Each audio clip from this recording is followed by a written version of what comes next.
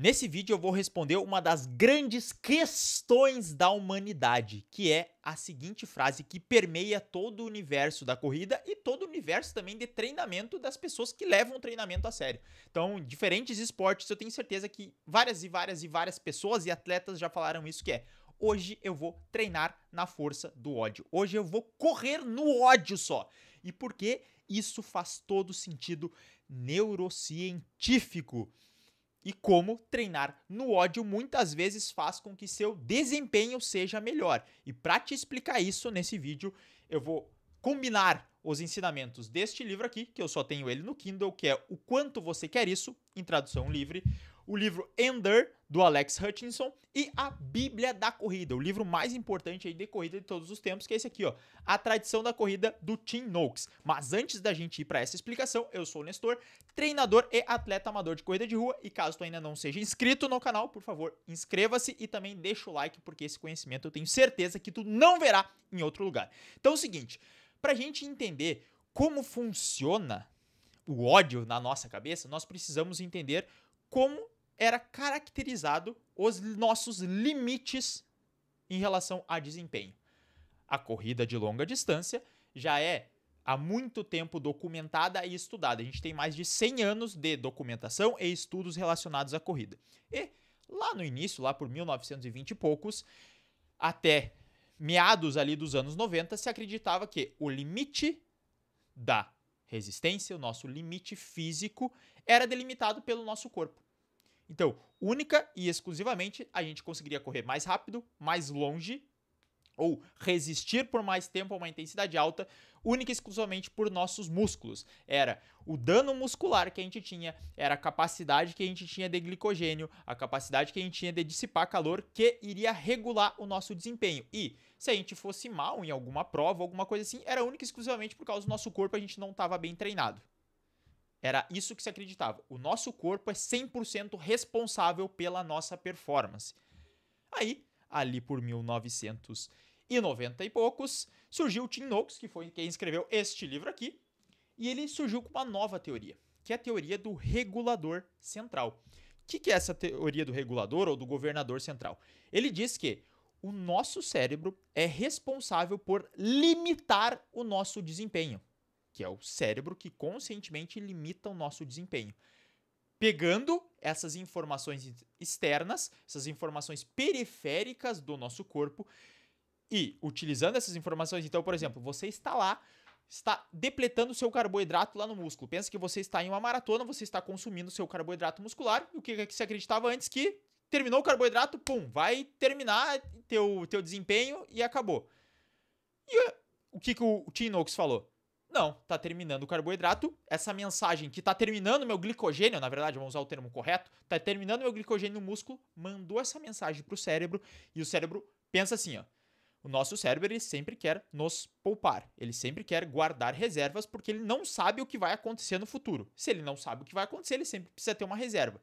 E aí, então, ele sinaliza, opa, tá terminando lá o meu glicogênio no músculo. Eu tô sentindo, ó, tem muito dano muscular. Minha perna, ela não tá conseguindo produzir mais tanta força.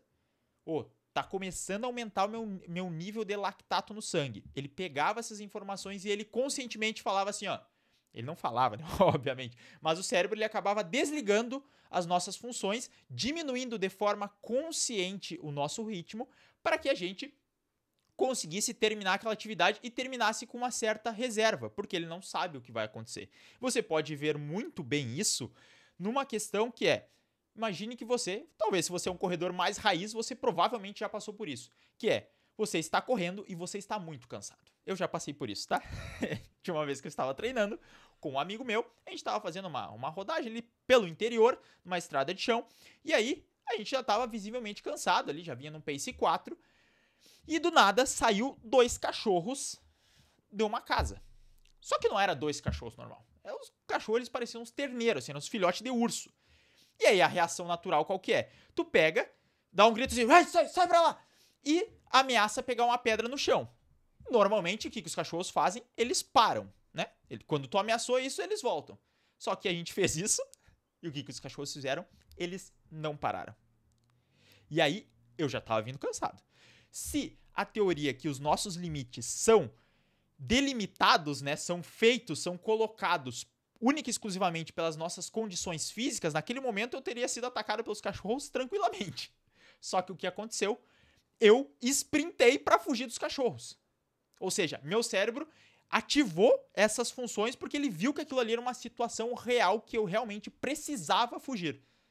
E aí fugi, fiz um sprint de 2,40 e aí fugi dos cachorros. Depois disso estava terminado, o resto da corrida foi só sofrimento. Mas o que aconteceu? Porque o cérebro sabia que tinha reservas no meu corpo, então sempre a gente tem a reserva. Sabe aquela história que, não, tu nunca atinge o teu limite, tu sempre tem 20, 30%? Meu professor de taekwondo, ele falava muito isso aí na época que eu fazia taekwondo. Ele falava, não, quando tu acha que tu não pode mais, tu tem uns 30% ainda. Isso realmente é verdade, porque o nosso cérebro, ele desliga as nossas funções antes da gente atingir o limite, porque ele precisa preservar a nossa saúde. Embora a gente queira extinguir ao máximo, o nosso objetivo é preservar ao máximo nossa saúde, porque a gente não quer se matar, a não ser que sejam essas situações que realmente ele entenda que é devido à morte. Dito isto, passou um pouco mais essa teoria do governador central e ela foi aprimorada. E ela foi aprimorada por um pesquisador chamado Samuel Marcora, que fez a teoria psicobiológica. O que é essa teoria?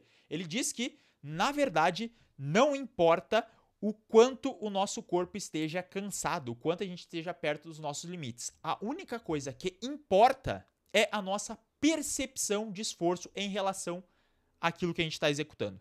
Então não importa o quanto seu músculo está cansado, não importa o quanto você está fadigado, o quanto que você está sem carboidrato, o quanto que você está desidratado, o que importa é somente a sua percepção de esforço em relação àquilo. E por que somente é isso que importa? Porque, no fundo, o cérebro interpreta o esforço. Quantas vezes já não aconteceu de você estar correndo e você acha que está tudo tranquilo, tá leve, tá fácil. E aí tu olha, o pace tá muito mais rápido do que costuma fazer. E aí, opa, se isso aqui tá fácil, eu posso acelerar. Ou, quando você vai treinar no calor. Naturalmente, quando a gente treina no calor, o que acontece? Nossos batimentos já estão mais altos, a gente começa a desidratar antes, se já não estivermos desidratados, e por estarmos desidratados, ou começar num processo de desidratação, estar com os batimentos mais altos, a nossa percepção de esforço fica mais alta. E correr no mesmo pace no calor e no inverno, ou eu sei que tem locais aí do Brasil que o verão e o inverno são basicamente a mesma temperatura, mas em temperaturas mais altas e mais baixas. Você percebe que correr no mesmo pace é totalmente diferente nessas condições. E o que muda, é claro que tem as questões fisiológicas envolvidas, mas o que muda muito é a nossa percepção de esforço em relação àquilo. Mesma coisa, quando você come algo ruim ou come uma alimentação que você não está acostumado, aquilo começa a pesar no seu estômago e aí você tem uma percepção de esforço maior para aquele mesmo ritmo. Então, tudo o que importa é a percepção de esforço. E para isso, vou te mostrar aqui, só para que fique mais fácil de você entender. Então, esse aqui era o modelo tradicional. A gente tem a fadiga muscular. Essa fadiga muscular, ela vai te impedir de continuar e vai aumentar a sua percepção de esforço. Isso era o que se acreditava. Mas agora a gente acredita no modelo psicobiológico, que é, nós temos a fadiga muscular e o gasto geral ali no nosso corpo. Isso faz com que aumente a nossa percepção de esforço e existem fatores não físicos que interferem na sua percepção de esforço. E esses fatores não físicos são as condições do clima, as condições do terreno, as suas condições mentais e as suas emoções que influenciam. E aqui que está o grande pulo do gato. Eu dei toda esta volta para te explicar, para que chegarmos nas nossas emoções. E estes fatores não físicos, mais os fatores musculares, geram uma percepção de esforço e esta percepção de esforço vai originar a decisão de acelerar, parar ou continuar. Ou diminuir também, né? Que é uma possibilidade. Antes da gente se aprofundar mais sobre isso, eu quero sempre te lembrar de olhar a descrição dos vídeos. Por que olhar a descrição dos vídeos, Nestor? Se você me acompanha aqui já há mais tempo, você está cansado de saber disso. Mas é sempre bom, importante lembrar, porque tem sempre gente nova chegando. Primeiro ponto, tem link para minha assessoria de corrida, caso você deseje se preparar para uma prova ou simplesmente correr para se sentir bem, correr por saúde. Eu vou te orientar nesse processo, vou te levar do ponto A para o ponto B para que você alcance os seus resultados. Tem link também para o meu playbook de como baixar o pace na corrida, se de repente você é um corredor mais autodidata. Tem link para minha newsletter, tem link para o meu Strava, link para o meu Instagram e também link de outros vídeos relacionados que podem te ajudar. Quer dizer, podem não, vão te ajudar a melhorar na corrida. Tirando o meu jabá, vamos lá então para como as nossas emoções funcionam na corrida. Inclusive, eu tenho este excelente desenho que eu fiz aqui no meu caderninho. Vou te mostrar aqui este desenho. Obviamente que aqui iria ficar ruim de explicar. Então, eu já trouxe este desenho aqui, ó, para que você nunca mais esqueça como funciona o seu desempenho na corrida. Ele funciona basicamente assim, ó. Pensa que eu falei que os nossos limites físicos são bloqueados pelo cérebro. Mas, de qualquer forma, a gente existe um limite físico, tá? Não é também só acreditar que tu vai conseguir correr, tá? Não é assim que funciona. Então, a gente possui um limite físico, que é, pense que é esta barreira de tijolo aqui. Realmente, você vai chegar um momento que não tem, mesmo você estando com a condição mental totalmente em dia, o seu corpo não vai conseguir correr mais rápido, porque ele não vai ter a força, não vai ter a resistência, não vai ter a quantidade de carboidrato certo, não vai ter reservas de glicogênio para isso. Enfim, existe este limite físico, beleza? Que é esta belíssima parede de tijolos aqui, que é ali onde você vai bater na parede. Na frente desta parede existe este ventilador. Pensa que como se fosse um grande ventilador. E esse ventilador é a sua condição mental. São as suas emoções, os seus pensamentos, as suas atitudes, os seus hábitos. E esta condição mental aqui, ela produz vento.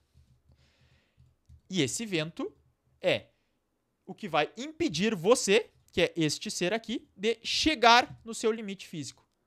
Então, no treinamento, uma coisa que eu sempre busco com os meus alunos é desenvolver tanto a parte mental com o treinamento, mas também a parte física. Por quê? Porque as duas partes andam juntas. Não adianta eu colocar este limite físico lá muito para frente. Então, ele tá lá, ele tá aqui, ó, meu limite físico. E aí, a condição mental do meu aluno tá aqui. Então, ele tá muito longe do que ele poderia alcançar.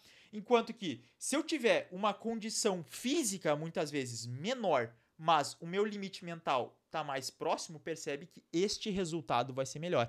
Então não adianta tu só ficar treinando se tu não preparar a tua mente para o esforço e entender como os seus pensamentos e as suas emoções afetam o seu desempenho. Você vai ter sempre esse vento jogando contra aqui e aí tu nunca vai conseguir de fato alcançar o teu limite. Então, preparar as duas partes do teu cérebro são extremamente importantes. E aí a gente entra no ponto principal, que é como as minhas emoções influenciam no meu resultado. Basicamente, nós temos... Basicamente não, né? Vou ser bem simplista. Mas nós temos dois grandes motivadores, duas grandes emoções que nos dominam. Uma é o amor barra ódio, amor barra raiva. Por quê? Porque muitos, talvez isso já seja um assunto batido, mas eu acredito que muitas pessoas ainda têm a falsa ideia de que o ódio ou a raiva é o contrário do amor, quando na verdade não são. O ódio e o amor, eles são sentimentos muito parecidos. O contrário do amor ou do ódio é a apatia. Ou seja, é tu não se importar com aquilo.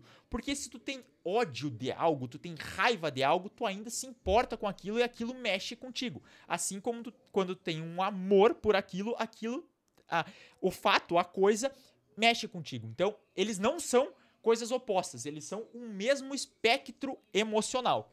E do outro lado, nós temos o espectro que é do medo e da ansiedade.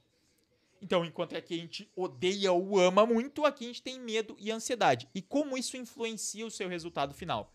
Influencia porque, dependendo desta emoção, a sua percepção de esforço, a sua percepção de risco muda. Muda, Nestor? É, exatamente. Eu quero te contar uma história. Esses tempos, fui treinar a minha namorada na academia. Ela gosta muito de fazer academia, ela não gosta de correr, mas ela gosta de fazer academia. Eu fui treinar ela, né?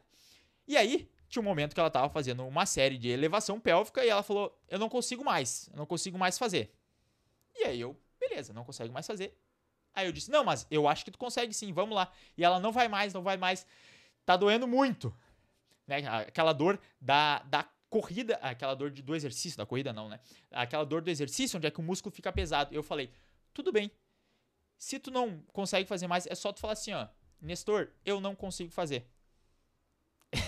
Sabe o que aconteceu? Ela automaticamente tirou na força do ódio e conseguiu fazer todas as repetições e ainda mais do que eu tinha estipulado para fazer. Por quê? Porque esta sensação de ódio ou esta questão de motivação, ela faz com que a gente tenha uma baixa percepção de risco. Ou seja, se tudo na corrida é percepção de esforço, se eu estou querendo muito algo ou se eu estou odiando muito algo, isso baixa a minha percepção de risco, porque fico inundado somente com este sentimento e esse sentimento faz com que minha percepção de esforço vá lá embaixo. E ela fica sem nada, eu acabo não sentindo, eu só fico naquela emoção, naquele negócio que não, preciso fazer isso aqui, eu vou fazer, como é que tu tá dizendo que eu não vou fazer isso aqui? Claro que eu vou fazer. E este sentimento faz com que você realmente faça, e às vezes faça muito mais do que você achava que conseguia. E aí que vem a expressão, hoje eu vou fazer na força do ódio, porque quando tu está com ódio, quando você está com raiva, a sua percepção de esforço baixa. E se a sua percepção de esforço baixa, você consegue ter melhores resultados. Olha só como a emoção influenciou no seu físico. Só que a gente precisa ter um cuidado aqui.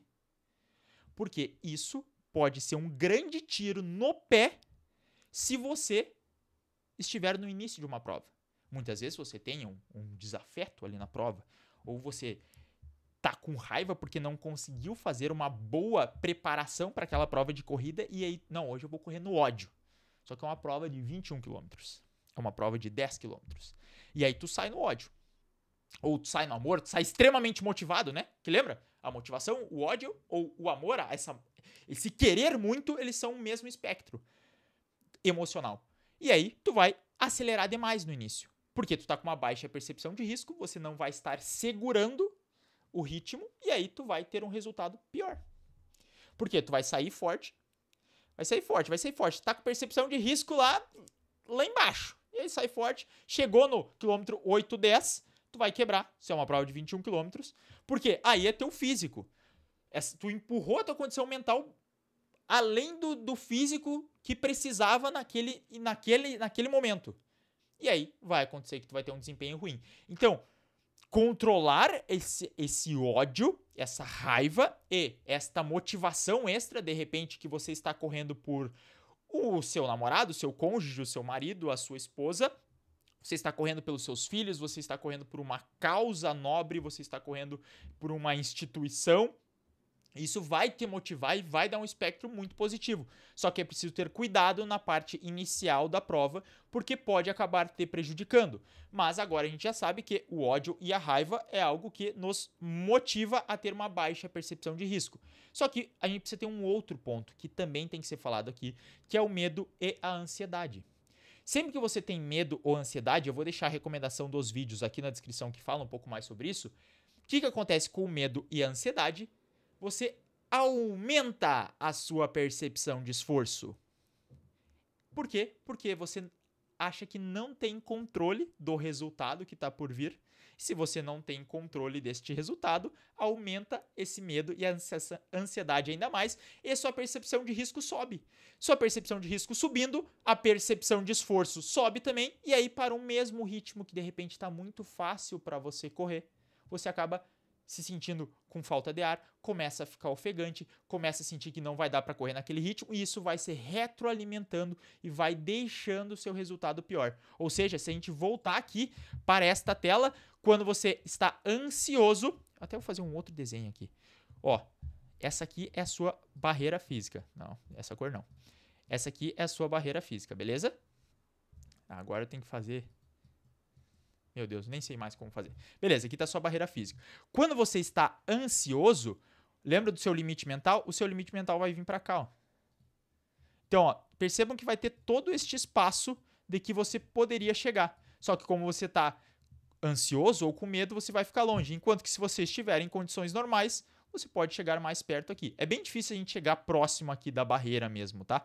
Você vai precisar estar com muita raiva, muita motivação, tem que ser algo realmente muito importante para você. E aí a gente vem para aquele primeiro livro que eu falei, que tá aqui em algum lugar, que tá no meu Kindle, que ele apagou, que ele fala do quanto você quer isso, que ele narra a história, este livro aqui, que ele narra a história de vários atletas e por que normalmente quenianos e etíopes e ugandenses são atletas que se destacam em provas, porque normalmente eles são os que mais querem aquela prova, porque a condição sociocultural, socioeconômica deles não é uma condição tão boa. Então, ao ganharem uma corrida, eles podem mudar de vida.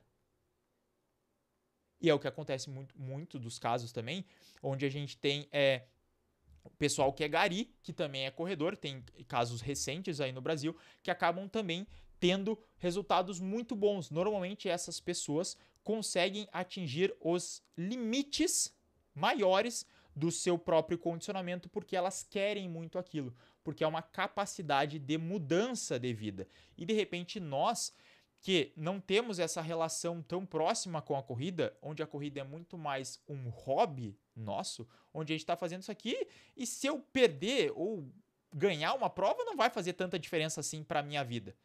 Mas se tiverem pessoas que estejam dependendo daquilo, elas vão ter um nível de motivação muito maior, o que vai fazer com que a percepção de risco delas seja menor e elas consigam entregar mais. Então, esse é um outro ponto que tem que ser falado aqui. E é por isso que todos os fatores são levados em conta. O atleta, realmente o atleta que vive disso, ele depende de se ele ganha uma prova, ele ganha 30, 50 mil, 100 mil, que seja na prova. Ele sabe que isso vai mudar a vida dele, porque o trabalho dele é esse. O seu trabalho não é correr. Então, se você não for tão bem assim, por que eu vou estar fazendo isso me esforçando? Eu não ganho nada com a corrida. Então, é uma abordagem mental que faz com que os nossos resultados sejam diferentes. E é preciso que você saiba disso, para que você entenda também como você vai treinar a sua mente para burlar estes resultados ou burlar esse próprio condicionamento mental para conseguir ir mais lá na frente. Mas sem falar sobre isso, só falando sobre medo e ansiedade. Esse é um ponto muito importante, eu acho que eu vou ter que fazer um vídeo só sobre isso, mas eu vejo muita gente nova chegando na corrida que tem medo ou está buscando a corrida como uma forma de tratar a sua ansiedade. A corrida, ela é terapêutica, tá? A corrida ela vai te ajudar com essas questões mentais e de ansiedade, mas ela não pode ser o seu remédio. Você não pode depositar na corrida todas as suas esperanças de ficar bem. É preciso ter um trabalho paralelo com isso. Eu sei que a conversa desvirtuou um pouco, mas eu acho extremamente importante que a gente fale, porque eu percebo a geração nossa atual já é uma geração muito mais ansiosa, muito mais preocupada, com muito mais questões mentais não resolvidas do que gerações anteriores.